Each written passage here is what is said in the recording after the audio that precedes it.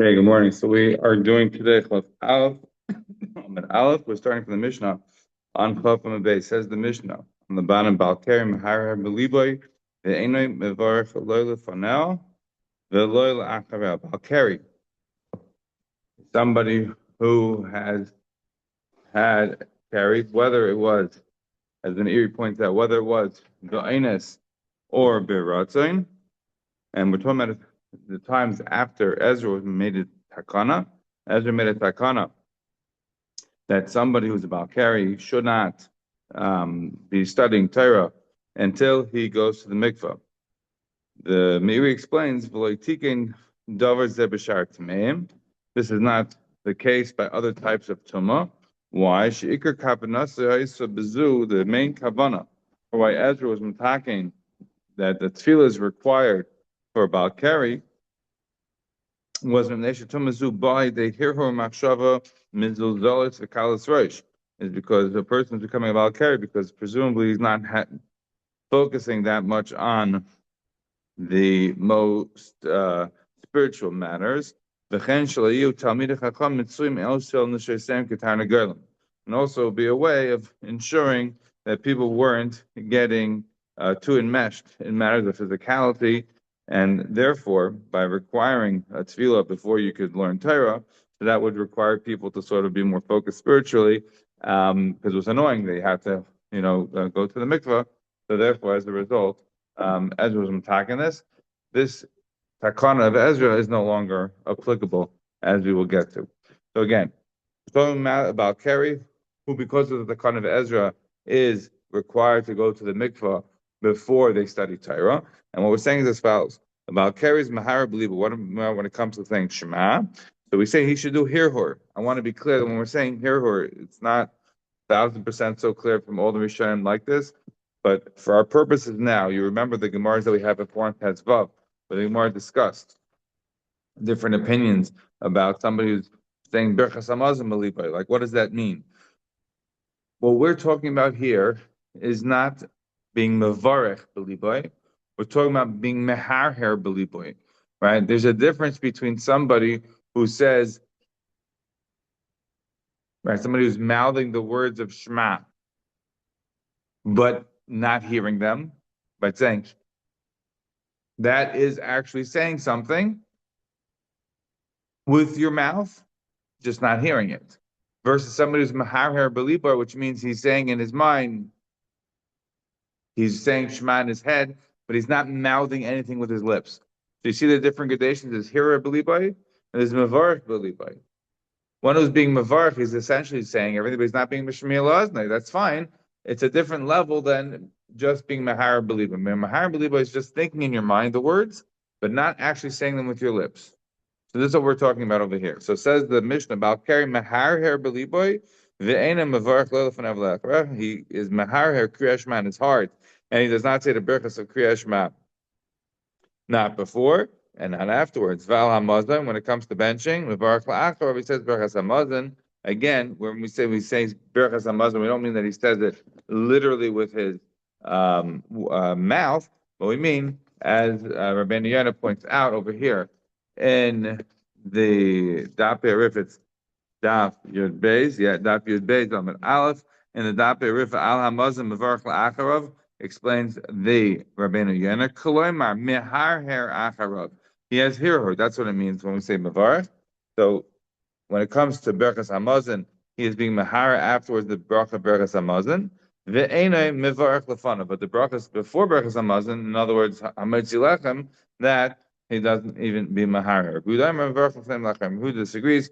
He says you do make the bracha, and as the Rabbeinu Yonah points out, the opinion of Rabbi Huda is that you are saying it with words. You're saying Rabbi Huda Aimer Klemar bepes as Rabbeinu Yonah. You're saying it 100%. Rabbi Huda disagrees. We'll have to get to Rabbi Huda later. This is the basic understanding of the halacha of about Kari, says the Mishnah. Says the Gemara. Amar Avina. Zeis Omeres.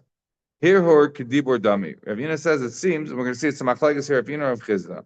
Ravina wants to learn from this Mishnah that Hirhor is Kedibor Dami. Why? Why is thinking about something the same thing like saying it? What's Ravina's proof? Says Ravina, look, If you want to say that here is not kedibur dami, then lama meharher. What's the reason that we're telling you to do here? If we're telling you to do here, it's because there's a benefit. What is the benefit of here? How is here going to work? It's obviously going to work like dibur. So Rav Ina's basic premise is, if what we're telling you that the Balkar should be meharher, then there must be a big benefit. What must be the big benefit? It must be like dibur. Says again, Rabbeinu says, if you're going to say here is not on the level of dibur, then lama meharher. Elamai, here or kedibur dami. It must be that here is considered dibur. Just says more 1 second. Let's take you at your word. The reason that there's a benefit for the Balkari to be meharher is because it's like dibur. So then lama then says the Gemara, yetzi bisvasav. So then say it. If here is kedibur dami, then say the words. Why are you just being meharher? Actually say the words. Says the Gemara, no. It's like we were at Mount Sinai. What do you mean like we were at Mount Sinai? What happened at Mount Sinai? At Mount Sinai, so there's a couple of different ways to learn it. I'll tell you quickly, my reading of the Gemara based upon the way I see the Ritva has a line. The Ritva has a line here. The Ritva says that it was, remember by the Pasuk told us Pasuk Yisrael, that right? They had to prepare for 3 days before. So the Ritva says, he has a lashon that he says there was that there were not It's impossible. You can say all day long, hey, it's impossible that in Mount Sinai there wasn't a Baal Karyan. Well, it must have been. So you see what happened to Mount Sinai. He was still there. Everybody was there. So therefore, even though the Hakana Ezra is very important, of course, we're telling you that we don't want people to be studying Torah without going to be Torah themselves.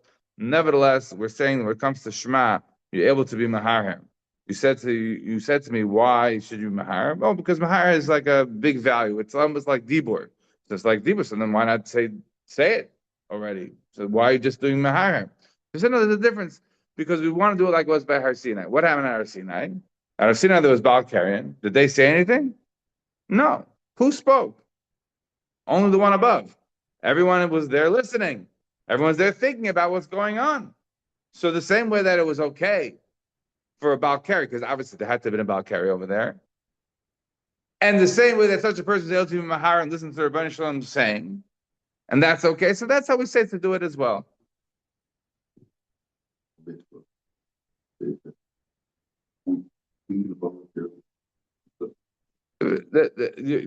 Let's not discuss whether or not there was or there wasn't. That's not our purposes now. Our purposes now is that we are trying to mimic by requiring a person to be maharher for Shema. We want to understand why we're only requiring her. If here is like Dibur, because there's a real value, then require the guy to do Dibur. On that, we're saying, no, we're not requiring the guy to do Dibur because the Hirhor has a model. The model is Har Sinai. Har Sinai was a situation where you had people who were Baal Karyan, who were Maharher, so therefore we can emulate that here. That's it. Now, that's not the only way to learn this. Rabbeinu Yaina, Rashi, they have a different approach to what it means that Kid'ashchem b'Sinai. Their basic understanding is as follows. The pasuk tells us that a person has to tell his kids about what happened at Maimon Har Sinai. V'hidaitem levanecha, says Rashi, the bottom Rashi, v'hidaitem levanecha v'samach l'yom asher amarta l'fnei Hashem l'kecha b'chayrev. Right, you have to tell your children about the Maimon Har Sinai. And as Rabbeinu Yonah points out, v'ha'idoi efshar ela b'dibur. How are you going to tell your kids about Maimon Har Sinai? The only way you can tell them about it is by speaking about it. You can't be maharher to your children about what happened at Mount Sinai. You can't sort of, get it across them with telepathy. You have to explain it. You have to speak it. Says Rabbeinu Yonah. So the pasuk says, "Midasiv ha'idaitem levanecha v'levnei banecha v'samach l'yom asher amarta l'Hashem l'kecha b'charev v'ha'idoi efshar ela b'dibur." V'chi heicha dehasam lehizer b'tayra, ela inyan adibor, hachanami lenechosh ela adibor. You're supposed to tell them about Ma'amad Har Sinai. What do you mean? How you tell your kids about Ma'amad Har Sinai? Only with dibor. There's no other way to possibly get it across.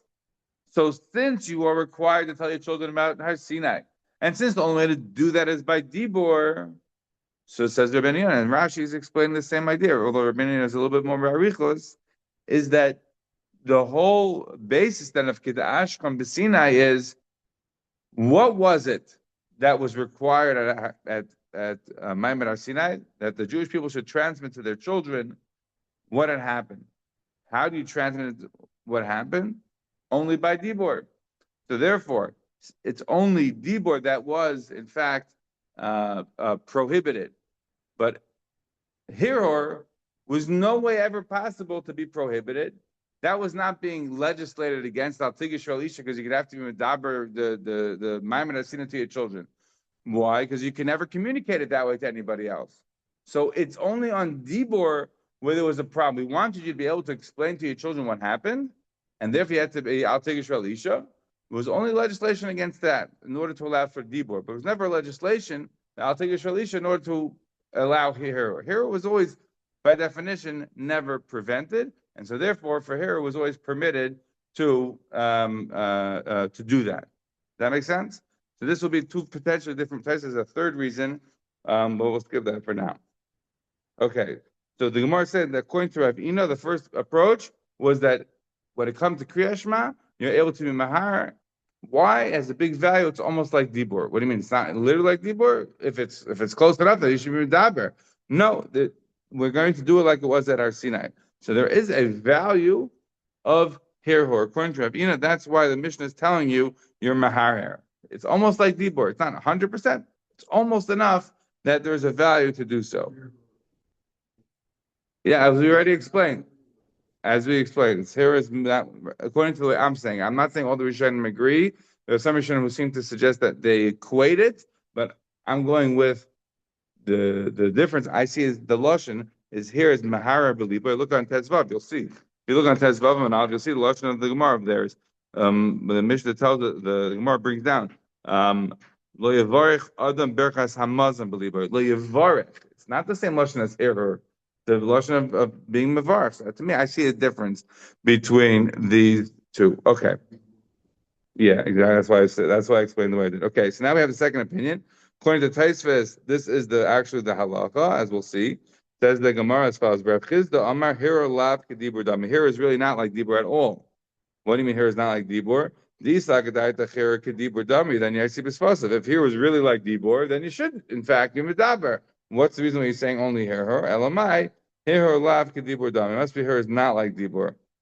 So what we're saying over here is blunt, right? He's saying not like Ravina. If here is kedibur, if there really is such a value to here, or that it's like dibur essentially, then you should be medaber according to Rav Chizda. So elamai, it's not like dibur. So then it's really nothing. So then lama mahar. Then why are you being mahar at all? On that, the Gemara answers, I'm Rav Elazar, and this is Taisus's proof that the halakha is like Rav Chizda, because you see that the Gemara is putting answers to explain Rav Chizda from Rav Elazar, and then we're going to see from Ada Bar Ava. So that's showing you that was felt to be the real halakha, because they spent time trying to answer it. Says the Gemara, so why then are you being mahar here? Amar Elazar Kadesh Layu Kol Am Iskim Boy V'Hu Yoshev B'Batel. So you shouldn't have everybody sitting there and doing Shema, and this guy's batel. He's like, Right? Is the reason that he shouldn't be seen as being mevatel when everybody else is doing something because of his personal covet? In other words, everybody's going to know his personal business? Or is it because we don't want him to be mevatel, wasting time? That's not clear. That's not 100% clear. But either way, what we're saying, according to the way Rav Chizda is learning and the way Rabbi Elazar is explaining him, here is a lav kedibur dami. It has no value. Here is nothing. So then, Elamai, why are we making you be mahar? Only because you shouldn't be sitting around either wasting time because it looks bad on you that everyone knows now what your business is, or because you're wasting time and not using the time in a productive way. Either one of those two could be potentially a possibility. Says the Gemara, one second, I have another option. Let him learn something else. Now you might be saying, what are you talking about? Learn something else. What should he be learning? Aren't we basing this on the tefillah, on the law of Ezra, that you can learn without going to be toivel? So what do you mean you should learn something else? What's the happening of the Gemara's question? So on that, the Mepharshim explain, and if you look in the Bach in one word says nicely, Hilchas Derech Eretz. What is he trying to say? So we're going to see later on at Beis that Hilchas Derech Eretz was not considered to be Torah in the same way, and so therefore it was much more permissive. So we're not saying V'nigas Pirkei Achrina should learn chemistry. We're saying you should learn something that won't be considered really Talmud Torah, and therefore wouldn't have been prohibited by Ezra. Let him do that. On that, the Gemara says, no, you can't like have the guy be doing something like everybody is doing X and he's doing Y. That's not.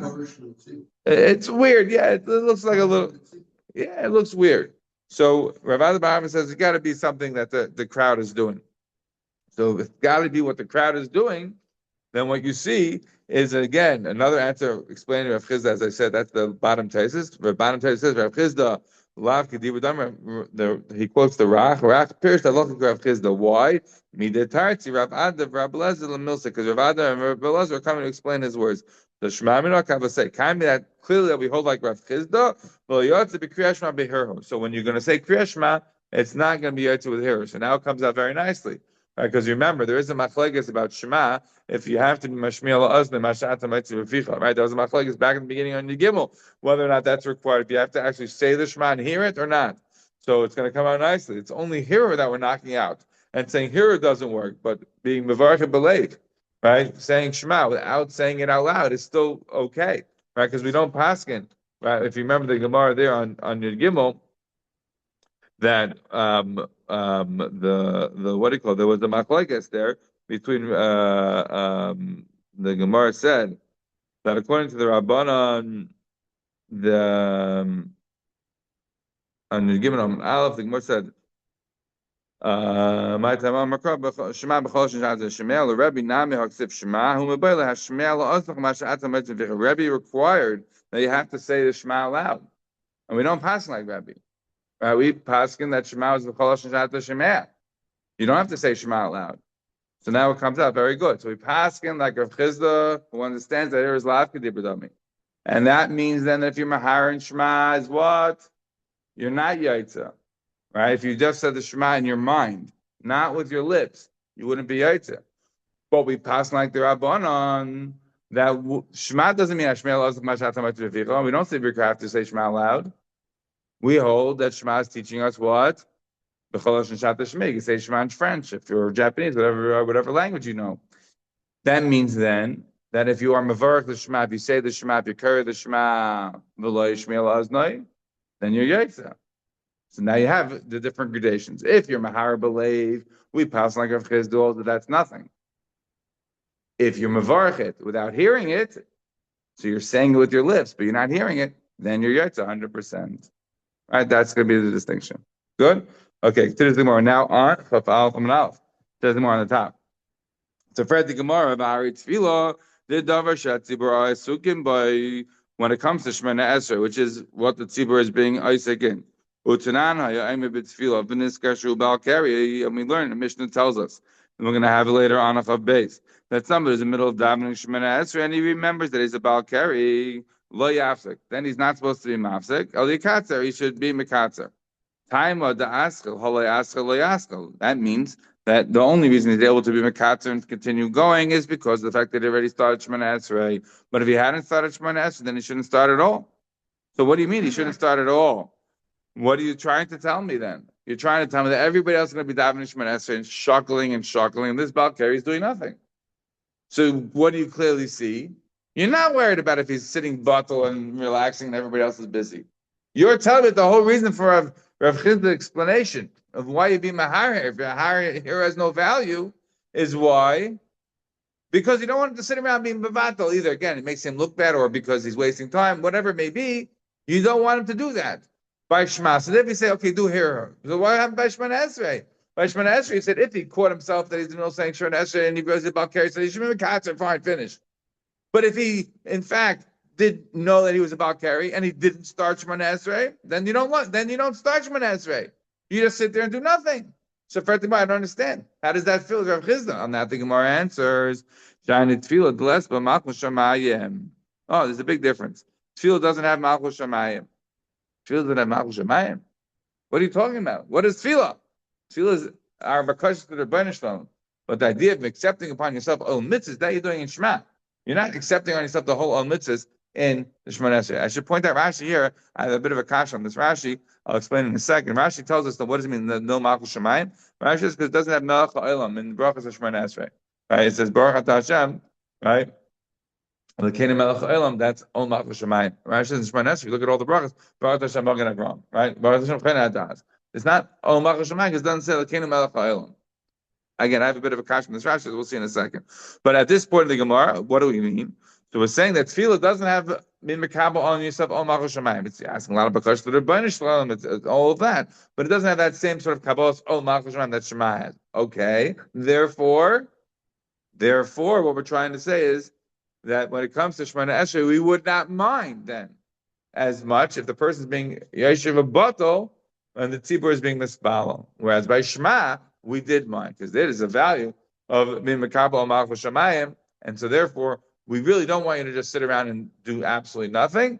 We want you to have at least some here. So again, here it doesn't count as making you yaitza, but at least when people are taking upon themselves such a significant spiritual task as you mekabel themselves al malchus shamayim, you should do something as well. That's the conclusion of the Gemara here. Shabbat Gemara, 1 second. Is that the case? But Birchas Hamazon, which we say, and the Gemara's girsa here seems to be that it doesn't have malchus shamayim, and that's my question on Rashi. If Rashi said, if you look at the top Rashi, the less of malchus shamayim is ein melech ha'olam b'brachas yudches. Well, how do you open up Birchas Hamazon? Baruch atah Hashem Elokeinu melech ha'olam hazon as ha'olam. No, you have Elokeinu melech ha'olam. So I don't understand Rashi. Therefore, I want to explain what it means. The Ol Malchus Shamayim is not per se the Elokeinu melech ha'olam. The word is on the Kabbalah's Ol Malchus Shamayim that's in Shema. You don't have that concept in Shemona Esrei, and you certainly don't have that concept in Birchas Hamazon. Focus more on the conceptual aspect of it rather than on the words of Elokeinu. I don't have an answer, Parshat Shot, what Rashi must mean. Rashi looks like, if you look at this long Rashi here, maybe the girsas have changed a little bit. It's not 100% clear to me. In any event, the Gemara is asking that Birchas Hamazon la'achrav less of malchus shamayim. Birchas Hamazon, which has no malchus shamayim, and nevertheless, what did our Mishnah tell us about Birchas Hamazon? Utnan, and we learned in our Mishnah al Hamazon v'arach la'acharav ve'enam v'arach l'fanav.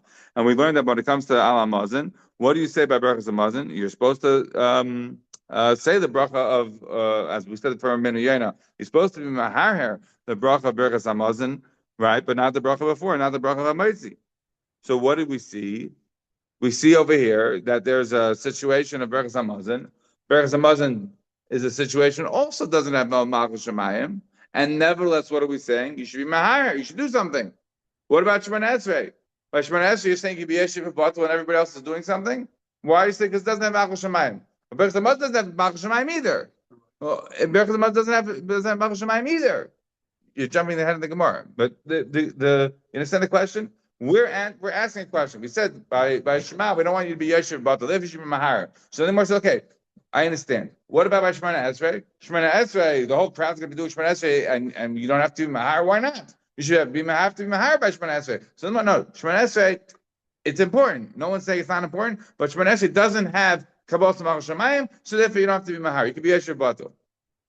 So then the Gemara says, okay, what about Birchas Hamazon? Birchas Hamazon, he's saying you're also required to be mahar afterwards.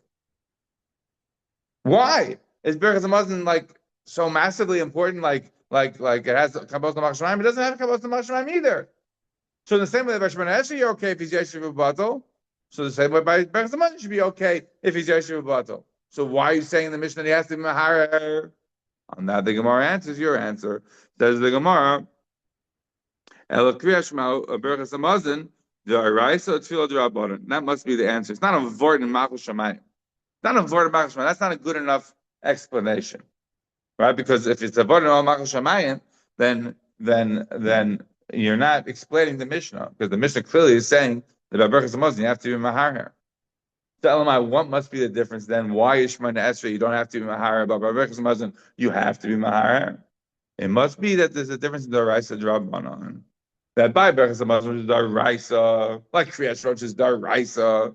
So then it's true. It's not being Yaitse with Hirhur, but it's something we want you to do. We don't want to be sitting Yeshiv Batal when people are doing Daraisa mitzvahs. Tefillah, which is not a Daraisa, it's only Drabanan. But then, okay, it's fine.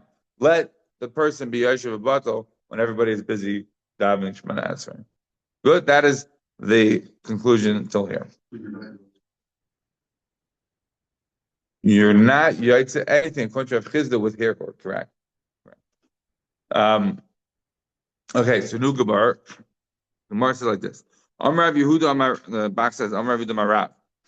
So Amar Rav Yehuda Marav, Minayin leberkas hamazon lachaveh minat Torah. How do you know that berkas hamazon is minat Torah? Shneimar v'achalta v'savata v'irachta. Pashit.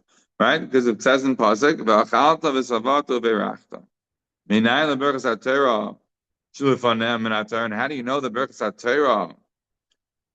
Meaning, when you go up to get an aliyah, that you make a berkas haTorah, how do you know that that's daraisa? Right? Because when you're calling out in the name of Hashem, you should bring honor, bring glory to the Rebbeinu Shalom. As Rashi explains, what is Niki Shem Hashem Ekra?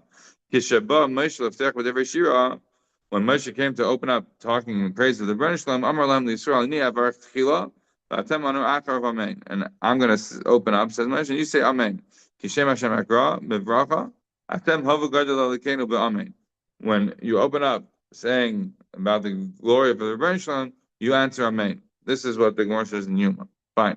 So I should point out that this lashon of the Gemara is Minayin leberkas haTorah l'faneo min haTorah is mashma what? Is mashma that the bracha of berkas haTorah when you get an aliyah is what? D'oraisa. So if you look in the shikkas of the Ramban, right? So everybody knows the Rambam wrote the Sefer HaMitzvahs. The Ramban has a whole commentary where he disagrees a lot with the Rambam and defends the Bahag. Famous thing about Chanukah, the Bahag counts as D'oraisa. So we're yet to Chanukah now by mentioning this Bahag, and the Rambam obviously called him out on it caustically, and the Ramban tries to defend and explain. And this gets back to our Loy Sasor, which we talked about the other day. If you remember the Gemara that we had from Rabbi Bar Shvan, you Tesvam Beis Fine. The Ramban and the Shikras of Mitzvah Tesvav, the Ramban says, "Shenistavinu lahaydes l'shma yis'ala b'chol shenikar b'Torah." That you have to be made to the Rebbeinu Shalom whenever you are reading the Torah. Al ha'tova ha'gedola, on the great good. She'asa lana hakadosh baruch hu b'sitei Torasoi elenu, from the fact that He gave us the Torah. V'ha'olam mizeh shebirchas haTorah l'fanei mitzvahs asei d'oraisa. After I skipped a bunch of the Ramban, but he says what comes out from all of this, which is essentially learning out from our Gemara over here, is that the Birchas HaTorah, when you make the bracha before Birchas HaTorah, that is the D'oraisa. The Rambam doesn't count in the Sefer HaMitzvah. The Rambam is counting it as Mitzvah Tezvav in the Shiktas. And the Ramban is clear that this is not the same thing, like Bikurim. Bringing the Bikurim is not the same thing as the Mikra Bikurim. Right? We're learning the Torah is not the same thing as saying the bracha of the Torah. It's not the same thing. It's a separate mitzvah. Separate mitzvah. All right. But look at the Pashal line of the Gemara here. What does the Gemara say?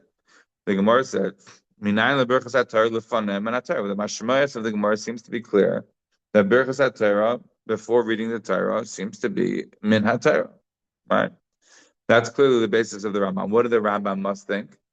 We don't know. The Rambam doesn't say, but it must be. People have pointed out the Rambam must have held that what we're about to say is just a smackness, whatever. It's not a fundamental that is b'daraisa. All right, says right.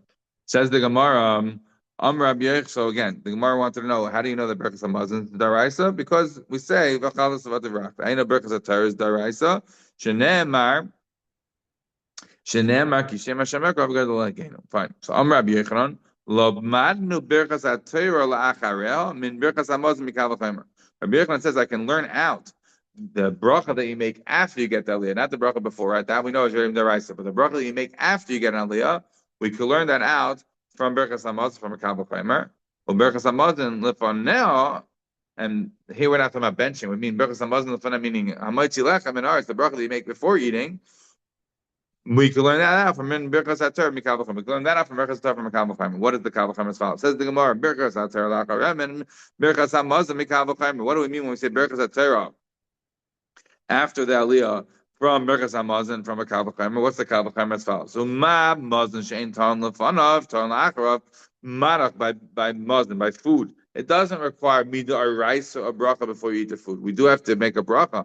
We make a bracha because we don't want to be taking something from Elam Hazeh without being mevarach, thanking Hashem, the Rebbeinu Shalom beforehand. But mida or rice, so we're only required to make a bracha Birchas Hamazon afterwards. Torah sheteuna lefanel, the Torah that does require a bracha beforehand, mida or rice. So ein din sheteuna lacharel. So then shouldn't it for sure require a bracha afterwards? And now the reverse. I can learn at the bracha that you have to make before Mazon. From Birchas HaTorah from a Kal V'Chaim. What's the Kal V'Chaim? Like this. Marach Torah that doesn't require a bracha afterwards. Midah Raisa. Nevertheless, Midah Raisa it's required to make a bracha before. Or Mazon Sheuton La'acharav. Food which does require a bracha afterwards. Then for sure it should require a bracha beforehand. That's the Gemara's Kal V'Chaim. It's cute, but the Gemara slugs up right away. Says the Gemara, I have a percha, I can knock it off. What is that? Says the Gemara, Ma'alim Mazon Shekei Nene. No, there's a fundamental difference. By Mazon, you're mamish physically having, you're having enjoyment, satiation from eating. So I can ask, you can't learn anything out of Birchas Hamazon, because Birchas Hamazon, you go on the scale, you're physically changed. The Torah, yes, maybe internally, spiritually, whatever, but it's very hard to actually grasp what that change has been. So by Mazon, you have a bracha afterwards. But by Torah, maybe the Torah went through one ear and not the other. Maybe there was nothing to be gained. So we can't learn it out. And the other way, you're going to compare it. You have to learn anything out from Torah. By Torah, you know why it's Daraisa? Because Torah is giving you Olam Haba. What's the eating giving you? It's letting you stay another day in Olam Haza. But it's not granting you some massive Olam Haba. Therefore, says the Gemara, you can't learn out from Birchas Hamazon to Birchas Torah or vice versa. The Oi. Says, I'll ask you another percha. Tanan, what did our Mishnah tell us? The Mishnah was clear that you're maharer beliba when it comes to the bracha of Birchas Hamazon afterwards, right? So you should say that you should maharer that. But the Mishnah was clear. You do not have to be maharer beforehand. Why? Because clearly it's not on the same level. So you're going to learn out from Birchas Torah that you should be? No. Says the Martifta, no. We're going to stay, as the Rambam points out, we're going to stay with the idea of the Birchas HaTorah Lefonei Min HaTorah from Kishem Hashem Ekarav V'Gadol Elokeinu. But we're not going to learn out Birchas HaTorah Le'acharei Min Birchas Hamazon Le'acharei. That we're not learning out. Okay. So that's the Gemara here. Okay, this is the Gemara, a new Gemara. Amar Rabbi Yehuda. In this case, again, the Shas points out, we should say Amar Shmuel. So Amar Rabbi Yehuda, Amar Shmuel. Safek Yikar Kriyas Shema. Somebody has a suffix if he said Kriyas Shema, suffix lurker, he's not sure. He doesn't know if he said Shema or not.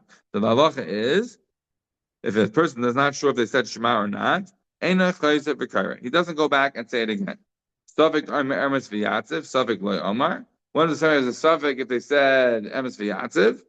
So then he has to go back and say Emes V'Yatziv. Says the Gemara, why?